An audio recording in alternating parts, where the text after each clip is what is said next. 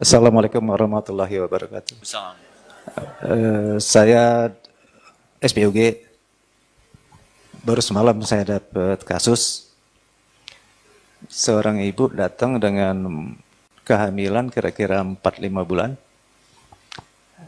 Dalam pemeriksaan USG ketemu ada kelainan, kalau menurut medis itu kelainan itu berat. Jadi anencefali, jadi kepalanya tidak berkembang dengan baik. Di mana situ kan otak segala macam, regulator segala macam. Ternyata dia sudah datang ke dokter SPG lain segera untuk second opinion. Kalau dari ilmu kedokteran, itu harapan hidup untuk anak yang dengan kelainan berat seperti begini kecil, secara ilmu kedokteran. Yang sering kita temuin kalau dalam profesi SPOG, pertanyaan pasien adalah, dokter, apa yang harus kami lakukan untuk berikutnya? Ada beberapa center pendidikan yang menyatakan terminasi. Tapi dalam hati kecil, karena ini makhluk Allah, kan diciptakan sempurna. Apakah harus diterminasi? Jadi yang saya bilang sama sepasang suami istri tadi, kenikmatan hamil itu tidak hanya waktu lahir anaknya bisa apa-apa, bukan begitu. Saya bilang, ada orang yang nikmat hamil, waktu mual dia bangga. Merasakan gerakan anak juga rasanya happy sekali. Ada gerakan anak, senang dia. Jadi saya bilang, kalau saya ibu, teruskan saja sampai 9 bulan, karena banyak kenikmatan ibu alami, walaupun nanti ujungnya lahir secara teoritis itu nggak bisa bertahan hidup. Mohon masukan dari Ustadz, apakah yang saya sampaikan itu salah, dan kemudian apa yang harus saya nasihatkan sama ibu tersebut yang kaitannya dengan Al-Quran. Terima kasih. Assalamualaikum warahmatullahi wabarakatuh. Assalamualaikum. Ini sangat bagus sekali pertanyaannya. Pertama begini, kita akan berbicara pada sesuatu yang sangat penting sekali, yang ini sifatnya hanya tawakal. Tidak ada ikhtiar di dalamnya. Quran surah ke-7 ayat 34. Kata Allah begini, walikulli ummatin ajal. Setiap umat, jangankan manusia, sebuah umat, sebuah kalangan manusia, itu punya batas waktu untuk hidup. Disebut dengan ajal. Idza jaa ajaluha, kalau datang ajalnya, la yastakhiruna sa'ata wa la yastaqdimun. Anda tidak bisa memilih untuk ditunda atau dimajukan. Tidak ada kerjaan kemudian memajukan atau mengundurkan, karena dia tidak akan berpengaruh. Makanya sering-sering katakan bahwa orang yang bunuh diri itu nggak ada kerjaan. Kalau sudah waktunya meninggal, meninggal juga. Ya, dia nelan baygon sampai sebaskom, belum waktunya tiba meninggal, nggak akan wafat. Ya, tapi kalau sudah tiba, maka selesai kehidupan dia. Maka ayat ini ingin berkata, pertama, jangan pernah kita memastikan terkait dengan ajal atau datangnya kematian pada seorang hamba. Karena itu kata Allah, itu hanya hak prerogatif Allah saja. Kapan, di mana, waktunya kapan. Misal Quran surah ke-4 ayat 34 penegasannya. Ya, ada 5 hak prerogatif Allah yang tidak bisa diketahui makhluk, bahkan selevel malaikat yang dekat pun dengan Allah tidak diberikan kewenangan. Innallaha 'indahu ilmus sa'ah, hanya Allah yang punya pengetahuan tentang kiamat, satu. Sampai waktunya kapan? Wa yunazzilul ghais, mengatur cuaca. Karena itu tidak ada kepastian cuaca, yang ada perkiraan cuaca. Ya, wa ya'lamu ma fil arham. Nah, ini yang terkait dengan pertanyaan Bapak, dan menentukan apa yang terjadi dalam rahim.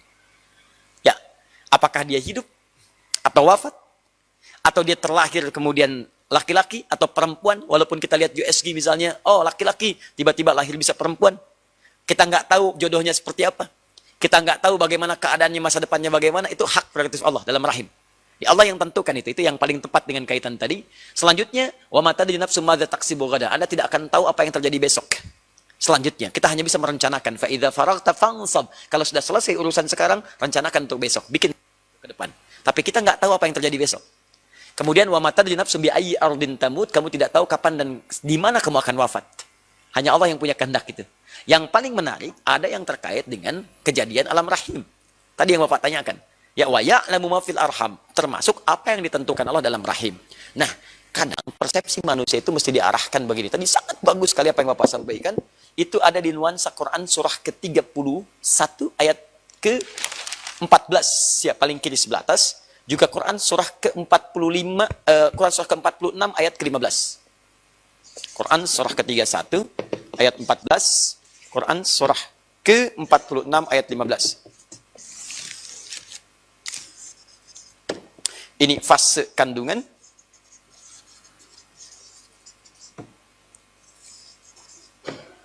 Prosesnya tadi yang Quran surah ke-22 ayat ke-5, termasuk di Quran surah ke-23 ayat 11 sampai 13 tadi.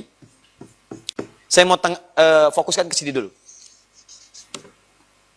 Allah memberikan apresiasi tinggi dan nilai yang sangat dahsyat bagi perempuan yang sedang mengandung. Dan itu langsung dinilai sebagai perjuangan seorang ibu pada puncak jihad fisabilillahnya. Dia sedang berjihad. Ibu yang mengandung itu nggak sembarangan, dia sedang berjihad. Bahkan ketika seorang anak pun sudah tumbuh, kata Allah kalau dia ada persoalan dengan orang tuanya, maka dia mesti ingat bagaimana ibunya berjuang ketika mengandungnya. Saking tingginya Allah mengapresiasi proses kehamilan itu. Kata Allah, wa wassaynal insana biwalidayhi, Quran surah ke-31 ayat 14. Ya, saya wasiatkan kepada setiap anak untuk berbakti kepada orang tuanya. Ketika bakti itu disebutkan, ibunya lebih duluan. Perhatikan kalimatnya. Hamalathu ummuhu wahnan ala wahdin. Kamu mesti ingat, ketika seorang ibu itu mengandung, dia berjuang dengan perjuangan yang sangat luar biasa. Tidak mudah dia berjuang dengan itu semua. Bahkan kemudian di Quran surah 46 ayat 15 disebutkan, hamalathu kurhan. Dalam keadaan yang sangat kadang-kadang tidak mudah. Ada rasa sakit, ada nggak enak, ada mual, ada macam-macam. Apresiasi pertama kata Allah, bagi seorang yang sedang mengandung, ketika merasakan semua proses itu, maka supaya meringankan proses yang dia lalui, rasa beratnya, rasa macam-macamnya, Allah berikan sebuah hadiah. Kata Allah, kamu sedang berjihad yang pahalanya luar biasa besarnya. Tuh, satu. Jihad itu kan kalau dikerjakan, maaf, kalau dia lulus, dia mujahid. Kalau wafat, dia syahid. Pahalanya langsung surga. Maka motivasi pertama para SPOG kepada perempuan yang sedang mengandung, ketika sampai dia datang, supaya memberikan ketenangan pada kandungannya, ketenangan pada jiwanya, sampaikan, Bu, selamat ya, ibu bukan sekedar mengandung, tapi sekarang ibu sedang berjihad, yang statusnya sangat luar biasa. Kalau ibu berjuang, ibu jadi mujahid, pahalanya luar biasa besar. Mana Pak? Sampaikan.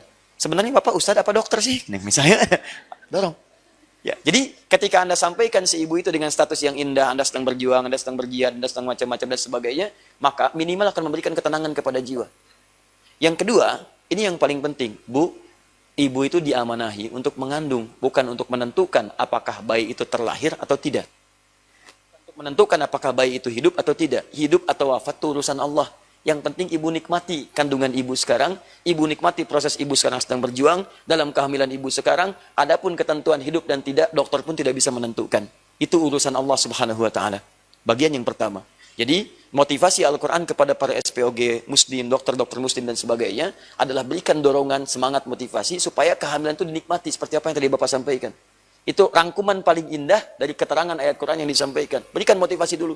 Jangan arahkan kepada apakah hidup atau wafat. Itu kita bisa menganalisis saja. Mungkin acuannya kedokteran seperti itu. Tapi kan puncak wafatnya itu bukan urusan kita. Ya, puncak hidup dan wafat itu urusan Allah. Kita nggak punya kuasa di situ. Maka yang perlu dilakukan adalah ikhtiar. Dorong semaksimal mungkin, silakan. Kecuali kalau keadaan kandungan itu bisa membahayakan bagi, maaf, ibu yang mengandung. Ya, janinnya bermasalah misalnya. Ya, bermasalahnya luar biasa. Dan itu misalnya belum ada roh. Ya, belum ada rohnya. Kalau belum ada rohnya, itu bisa dilakukan tindakan. Dengan mengeluarkan misalnya, ya janin dimaksudkan, itu diperkenankan sepanjang itu diduga mengancam nyawa ibu yang mengandungnya.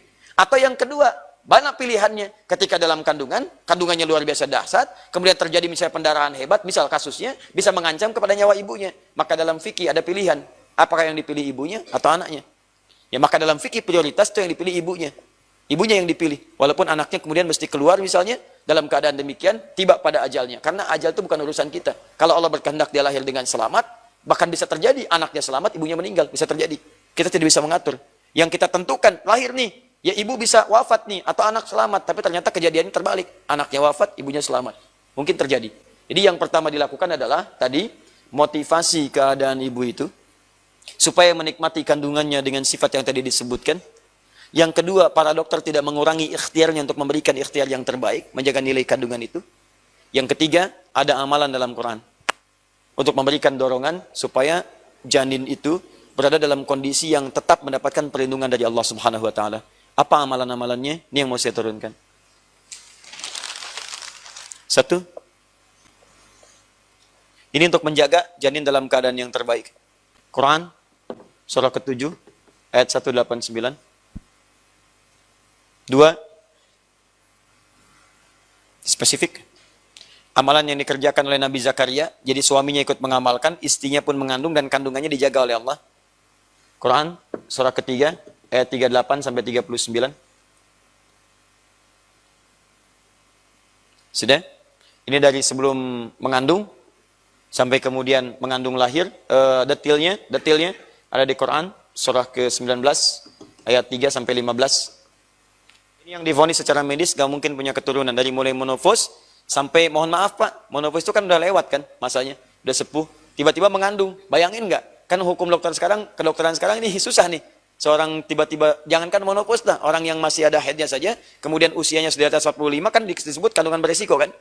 Ini resiko tinggi, bukan cuma beresiko, resiko tinggi. Yang paling menarik adalah, nih, bagaimana bisa seorang istri Nabi Zakaria yang divonis sudah sepuh, rambutnya sudah memutih, fisiknya sudah letih, tiba-tiba ngandung dan selamat lahir. Lahirnya itu luar biasa, anaknya hebat, dikandungnya bagus, begitu lahirnya taat, dekat dengan Allah dan sebagainya. Ini rahasianya, Quran surah 19 ayat 3 sampai 15. Amalkan amalan-amalan. Di sini ada doa, di sini ada amalan sholat, di sini ada doa. Doa yang di sini, ini khusus untuk kandungan-kandungan yang fasih di atas 4 bulan, Pak. Ya, atau di bawah 4 bulan cuman terasa sulit. Ya, ada suatu gejala, ada macam-macam dan sebagainya, maka minta kepada Allah supaya Allah memperbaiki keadaan itu. Ini doanya di sini. Ya da'allahu rabbahuma la in ataitana sholiha lanakunanna minasyakirin. Solih, mintanya solih, ya Allah jadikan anak ini solih. Solih itu mencakup 4 kriteria. Yang pertama thayyib, kedua khair, ketiga ma'ruf, keempat ihsan. Thayyib itu fisiknya yang sehat dan kuat. Tadi sudah kita bahas. Khair itu fikirannya yang bagus. Jadi kalau seseorang itu sehat, kemudian fisiknya sehat, fikirannya bagus, maka pindah dari thayyib kepada khair. Kemudian kalau fikirannya bagus, sifatnya bagus, sikapnya bagus. Kan ada orang yang sifatnya bagus tapi nggak bisa keluar jadi sikap. Begitu jadi sikap disebut dengan ma'ruf namanya. Ma'ruf, jadi tindakan kebaikan-kebaikan. Nah, kalau ma'ruf ini dikerjakan karena Allah, kan ada orang berbuat baik bukan karena Allah. Saya nolong dia karena dia ngasih bayaran kepada saya. Saya perbaiki karena ingin dapat apresiasi. Kalau dikerjakan karena Allah disebut dengan ihsan. Ihsan. Saya menolong karena Allah, makan karena Allah, minum karena Allah, bikin karena Allah, itu ihsan namanya. Anta'budallaha ka'annaka tara fa illam takun tara yarak. Ya, engkau kerjakan segala hal karena ibadah karena Allah, seakan-akan Allah mengawasimu. Itu di hadis Muslim nomor hadis yang ke-8. Gabungan antara thayyib, khair, ma'ruf dengan ihsan disebut dengan solih namanya. 5, yang kelima, solih. Maka ketika Anda minta anak yang solih, Anda minta 4 hal. Fisiknya sehat, keadaannya baik, sifatnya mulia, sikapnya bagus, dan dekat dengan Allah. Dan cara minta pertama dalam fase kandungan ini. Di ketika Anda mintakan, ya Allah, minta, maka Allah akan perbaiki keadaan dirinya. Nah, cuman tidak cukup dengan berdoa. Doa itu harus disandingkan dengan ikhtiar. Jadi kalau Anda berdoa nggak ada ikhtiar, mustahil. Ya Allah lapar, ya Allah saya pengen makan. Apakah makanan turun dari langit? Tidak.